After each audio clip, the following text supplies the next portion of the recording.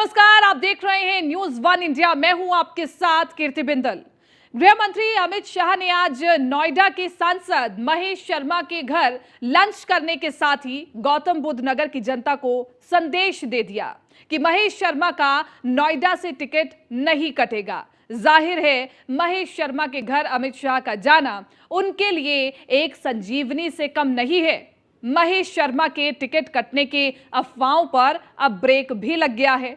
पिछले काफी समय से महेश शर्मा के टिकट कटने की अफवाह चल रही थी। महेश शर्मा को रात में भी टिकट कटने के सपने आते थे। बीजेपी के चाणक्य अमित शाह के लंच के साथ ही यह साफ हो गया कि महेश शर्मा को लेकर शीर्ष नेतृत्व में कोई नाराजगी नहीं है।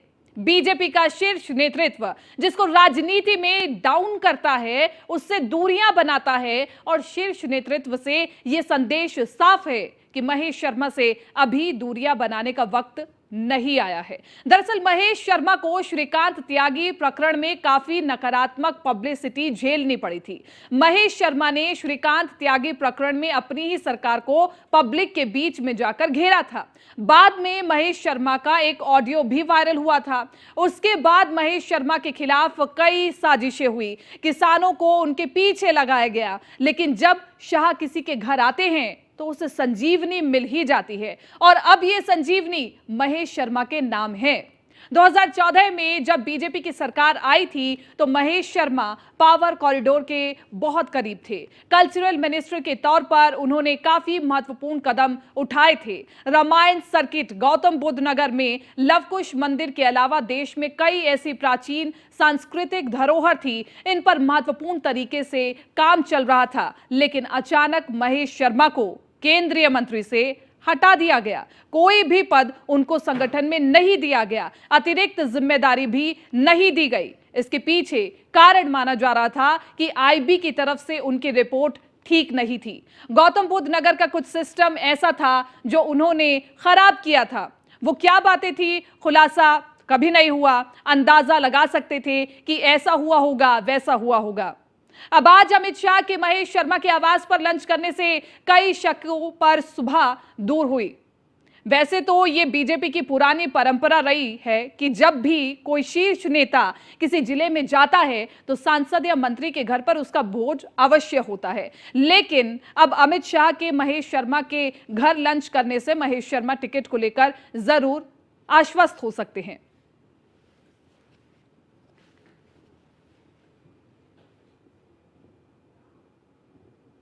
चलिए आगे बढ़ रहे हैं।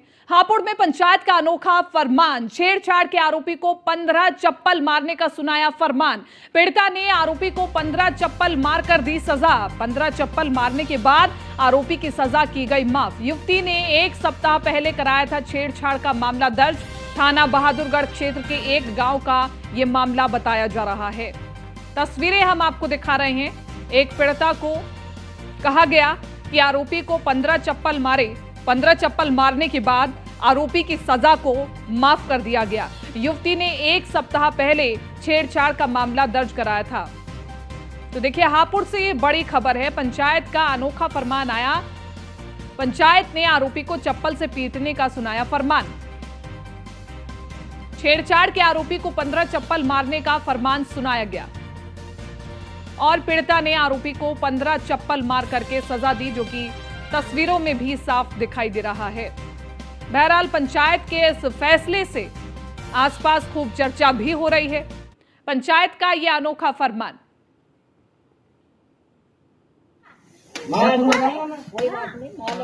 हाथ नीचे जैसे जैसे तेरे साथ में वैसे टॉर्चर कर करके नहीं आती का। हाथ नीचे चल हाथ हाथ नीचे नहीं हाथ नीचे जैसे जैसे तेरे साथ में वैसे टॉर्चर कर करके नहीं आती का। हाथ नीचे। तो आपने देखी ये तमाम तस्वीरें जिसमें एक महिला एक के बाद एक चप्पल बरसा रही है आरोपी पर। इस पूरी खबर की हम जानकारी लेंगे। मोहम्मद ताहिर हमारे साथ ज्यादा जानकारी के साथ संवाददाता बने हुए हैं। मोहम्मद ताहिर, तमाम ये तस्वीरें देख करके पता चलता है कि ये पंचायत का एक अनोखा फरमान है जिस पर महिला अमल करती हुई नजर आ रही है। बहरहाल पंचायत के इस फैसले से लाजमी है कि खूब चर्चाएं भी हो रही होंगी।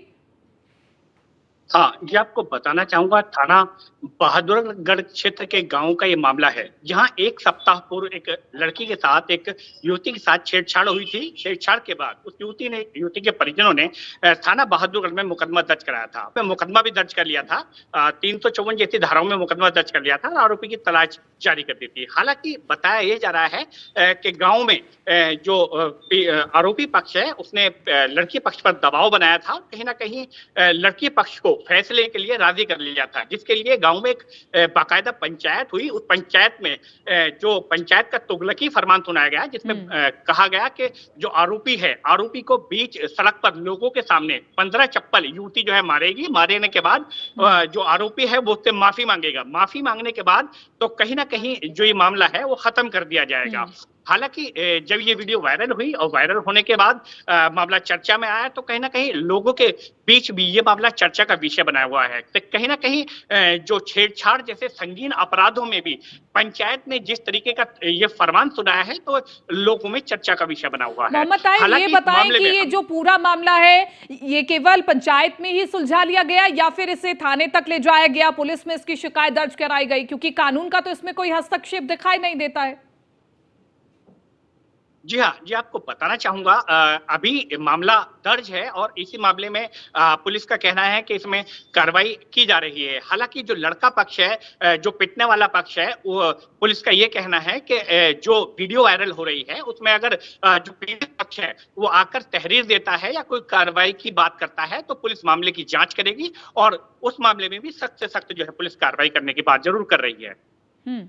मोहम्मद ताहिर, इसी के साथ साथ ये भी बताएं कि महिला जो है इस पंचायत के फरमान के बाद संतुष्ट है, क्योंकि जो जिस प्रकार की घृणित भावना उसके मन में होगी छेड़छाड़ के बाद, तो कहीं ना कहीं उसे भी शांत करने की कोशिश की गई होगी पंचायत की ओर से।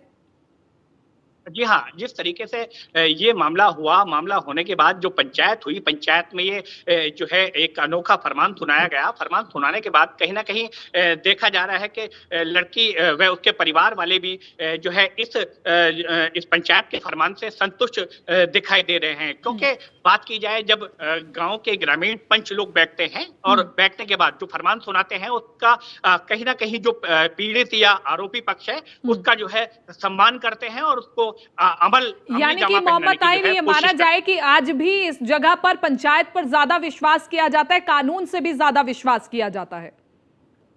आपको बताना चाहूंगा, जिस तरीके से बात की जाए कानून की, मामला जब लड़की थाने पहुंची तो पुलिस ने तत्काल मामला दर्ज कर लिया। दर्ज करने के बाद जो गांव के लोग हैं वो एक पंचायत करते हैं, गांव के सम्मानित लोग हैं जो पंचायत करते हैं और पंचायत में ये अनोखा फरमान सुना देते हैं। हालांकि जो पंचायत है, पंचायत जिस तरीके के फैसले सुनाती हैं वो कहीं ना कहीं चर्चा का विषय बनते हैं और उन पंचायतों के फैसलों पर बवाल भी होता है। बावजूद उसके भी पंचायत लगातार ऐसे विवादित फैसले सुनाती रहती हैं और विवादों में आती रहती हैं। ठीक है, बहुत बहुत शुक्रिया तमाम इस जानकारी के लिए और बातचीत के लिए। और इसी के साथ साथ आगे बढ़ रहे हैं। रायबरेली में शादीशुदा महिला से मिलने गए प्रेमी और महिला को उसके परिजनों और ग्रामीणों ने बंधक बना लिया, जिसके बाद ग्रामीणों ने प्रेमी और प्रेमिका को पेड़ से बांध दिया। मामले की सूचना मिलते ही पुलिस मौके पर पहुंची और दोनों को छुड़ाकर अपने साथ ले गई। दरअसल मामला शहर कोतवाली क्षेत्र के मोहिद्दीनपुर गांव का है। यहाँ के रहने वाले मातादीन ने अपने बेटे की शादी 5 साल पहले डलमऊ क्षेत्र में की थी, लेकिन बहू का चाल चलन ठीक ना होने के कारण उन्होंने अपने बेटे और बहू को घर से बेदखल कर दिया था, जिसके बाद वे दोनों घर से अलग रहते थे। वहीं देर रात बहू से मिलने उसका प्रेमी अंकित प्रेमिका के ससुराल पहुंच गया। सुबह जब परिजनों को इसकी जानकारी हुई तो परिजनों ने ग्रामीणों की मदद से प्रेमी और महिला को पकड़कर पेड़ में बांध दिया। तो रायबरेली से पूरी खबर बता रहे हैं, जहां पर मामले की सूचना मिलते ही हालांकि पुलिस ने तत्परता से कार्रवाई की है। शादीशुदा महिला से मिलने आए प्रेमी को ग्रामीणों ने बंधक बना लिया और बंधक बना करके एक पेड़ पर बांध दिया। परिजनों और ग्रामीणों ने प्रेमी को बंधक बनाया है और ये सजा ग्रामीणों ने दी है। लेकिन देखिए, इसमें कानून का पहले सहारा नहीं लिया, बल्कि खुद ही ग्रामीणों ने मिलकर के इस प्रेमी को सजा दे डाली। हालांकि पुलिस बाद में पहुंची और पहुंच करके पूरे मामले का संज्ञान लिया गया है, ग्रामीणों की शिकायत को सुना गया है। बहरहाल पुलिस अब हर एंगल पर इस पर जांच कर रही है। इस पूरे मामले में प्रेमी प्रेमिका का क्या कहना है और महिला के पति का क्या कहना है, ये भी पुलिस तमाम बयान जो है दर्ज कराएगी।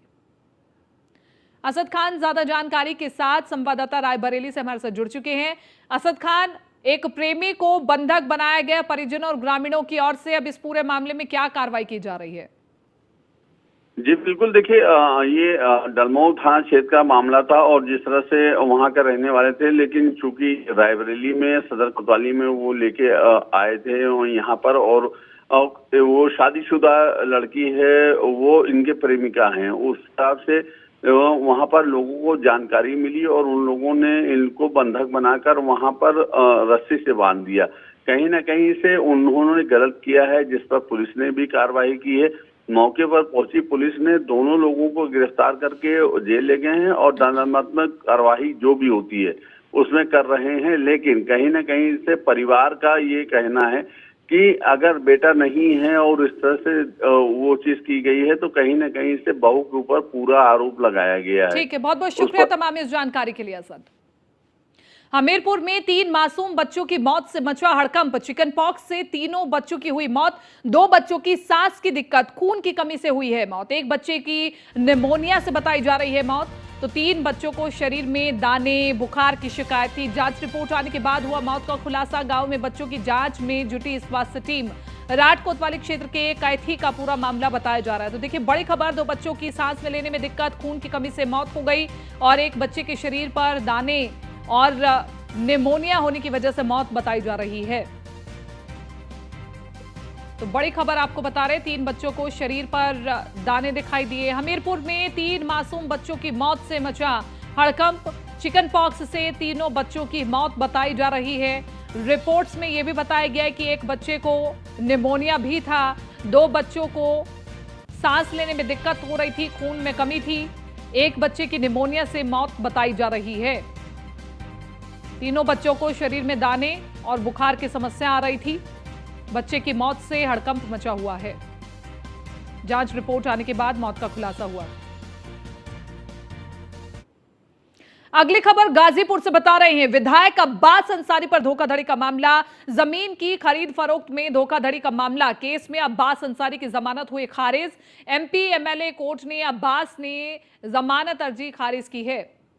होटल की जमीन की खरीद में धोखाधड़ी का आरोप लगा है। सदर कोतवाली के होटल गजल की जमीन का मामला। अब्बास भाई उमर अंसारी, मां आफसा अंसारी आरोपी हैं। माफिया मुख्तार अंसारी का बेटा है अब्बास अंसारी। अब्बास अंसारी की जमानत को खारिज कर दिया गया है। सदर कोतवाली के होटल गजल की जमीन का मामला और अब्बास भाई उमर अंसारी, मां आफसा अंसारी आरोपी बनाए गए हैं इस मामले में। विधायक अब्बास अंसारी पर धोखाधड़ी का मामला, जमीन की खरीद फरोख्त में धोखाधड़ी का मामला, जमानत खारिज कर दी गई है केस में और अब अब्बास अंसारी की मुश्किलें आगे और बढ़ती हुई नजर आ रही हैं। एमपी एमएलए कोर्ट ने अब्बास की जमानत अर्जी खारिज कर दी है। बहरहाल क्या वजह रही होगी कि जमानत अर्जी खारिज कर दी गई है, ये जानने की कोशिश करेंगे।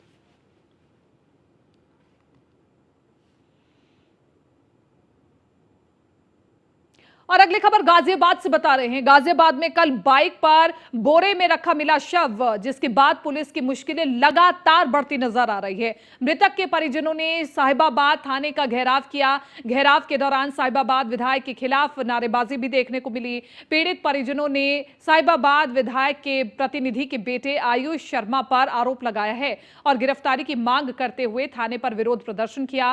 मृतक के परिजनों का कहना है कि आयुष और उसके दोस्तों के पहले से दीक्षित के पैसे और सोने की चैन पर नजर थी, जिसके चलते आयुष और उसके घर वालों ने अपने घर में उसकी हत्या को अंजाम दिया है। दूसरी ओर पुलिस का कहना है कि जल्द ही हत्या का खुलासा किया जाएगा। मामले में छानबीन हो रही है।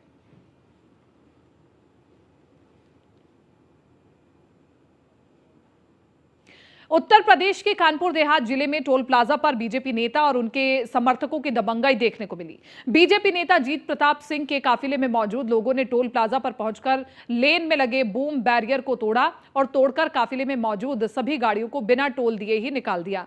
लेकिन उसके बाद भी गाड़ी के शीशे पर लगे फास्टैग से नेताजी की कुछ गाड़ियों का पेमेंट कट जाता है। इसके बाद पुलिस ने अज्ञात लोगों के खिलाफ मुकदमा दर्ज कर लिया है।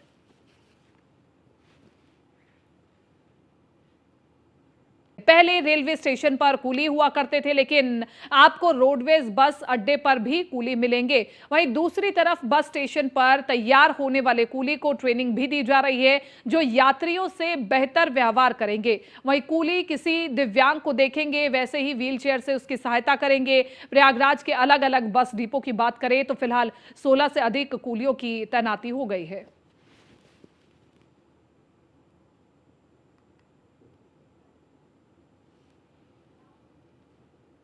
खबर रायबरेली से, जहां पर बीएड अभ्यर्थियों ने जिलाधिकारी कार्यालय पहुंचकर के प्रदर्शन किया और सिटी मजिस्ट्रेट को ज्ञापन सौंपा। अभ्यर्थियों ने प्राथमिक शिक्षा विभाग में पुनर्बहाली के लिए अध्यादेश पारित करने की मांग की है। आपको बता दें कि राष्ट्रीय अध्यापक शिक्षा परिषद द्वारा बीएड धारकों को शिक्षा की पात्रता खत्म की गई है। लाखों की संख्या में देश भर में बीएड धारक कर रहे हैं इस अध्यादेश का विरोध।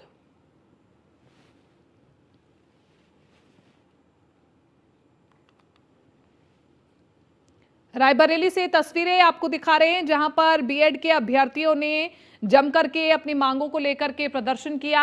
जिलाधिकारी कार्यालय पहुंच करके प्रदर्शन किया। सिटी मजिस्ट्रेट को अभ्यर्थियों ने ज्ञापन सौंपा।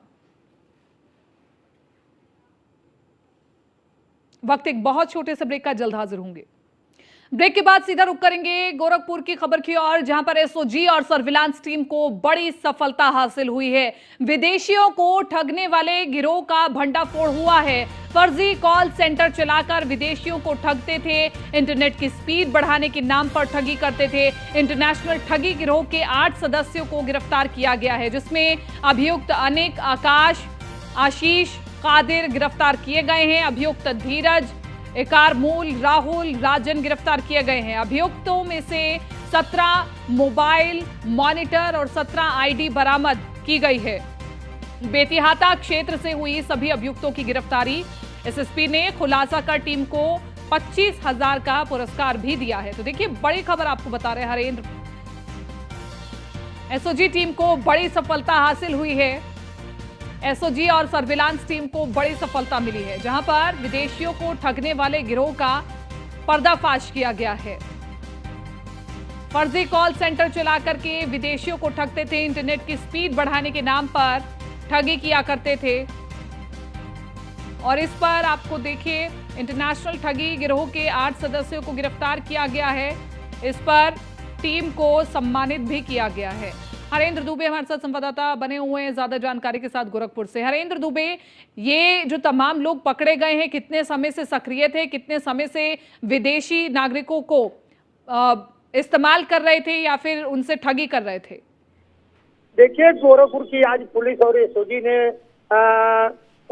उन अपराधियों को गिरफ्तार किया है जो अपराधी लोगों को अपने उनको गुमराह करके ठगी का शिकार ठगी करते थे, खास तौर से विदेश भेजने के नाम पर या विदेशी यात्रियों को घुमाने के नाम पर ठगी करते थे। आज 8 लोगों को पुलिस ने, एसओजी पुलिस और स्थानीय पुलिस ने गिरफ्तार करके खुलासा किया है। खास तौर से यह खुलासा वरिष्ठ पुलिस अधीक्षक गौरव ग्रोवर द्वारा किया गया है। खास तौर से यह अभियान काफी दिनों से चल रहा था, काफी दिनों से लोगों की शिकायतें मिल रही थी।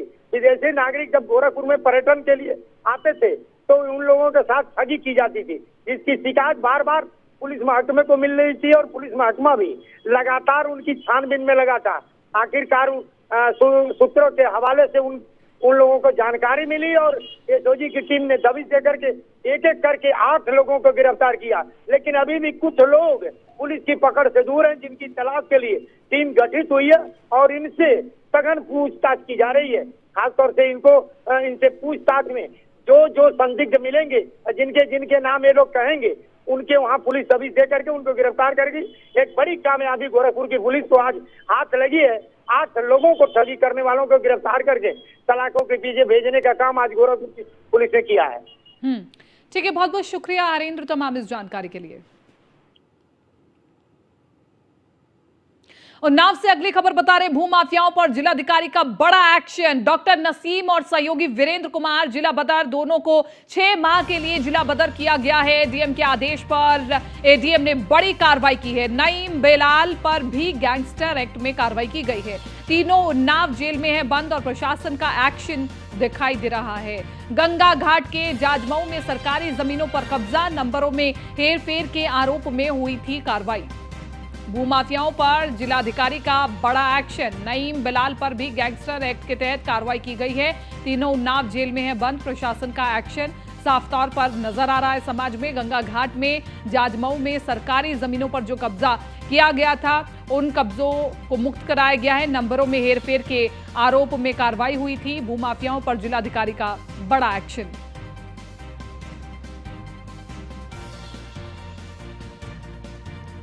नीरज द्विवेदी ज्यादा जानकारी के साथ संवाददाता बने हुए हैं फोन लाइन पर उन्नाव से। नीरज, भूमाफियाओं पर जिलाधिकारी ने बड़ा एक्शन लिया है, एक बार बताएं पूरी खबर। जी देखिए, आपको बता दें कि ये पहली बार नहीं था जब उन्नाव की डीएम अपूर्वा दुबे ने इस तरीके की कार्रवाई की है, अपने एक्शन मोड में आई हैं। कहीं ना कहीं इससे पहले भी जो जिस तरीके से नसीम, उनके भतीजे और ये सरकारी जमीन पर जो है उनका लेखा जोखा गलत करवा करके और उनसे प्लाटिंग करवा रहे थे, इसको लेकर के पहली कार्रवाई डीएम के आदेश पर ही की गई थी।